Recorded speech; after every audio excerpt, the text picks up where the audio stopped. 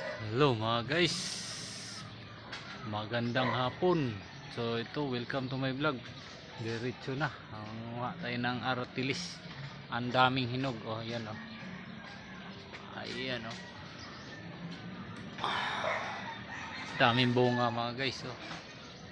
Ano, mga hinog. Ayan,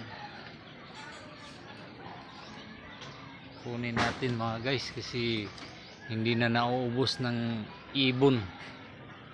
Ayan, hindi na nila naubos pagkain mga guys, nagsawa na sila. Ayan, daming nahulog yun oh, sa mga lupa oh. Kaya tayo ngayon maging ibon. Ayan, diretso na mga guys sa ating pagbablog.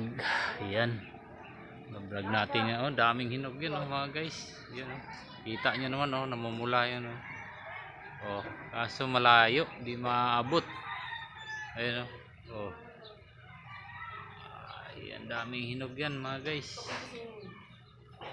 Lalo na dun sa taas. Ayan, sa mababa lang yan oh. Kuha ko. Yan. Ang daming hinog yan oh. Ayan. Like and share, comment na lang mga idol. Ayan.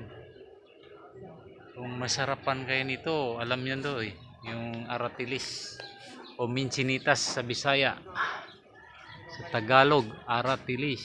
Yan mga lods, mga guys, daming hinog.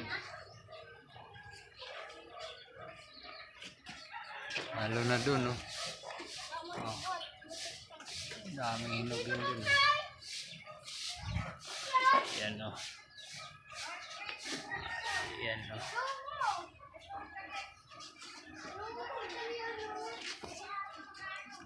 Yan o. Nahulog. Hindi na natin damputin yung nahulog mga guys, kasi marami naman dito sa taas. Ayan o.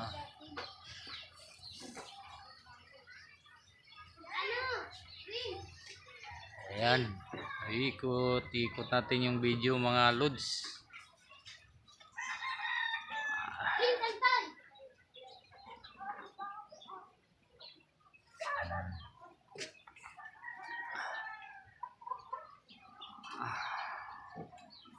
Dumami yung bunga mga lods nung umulan.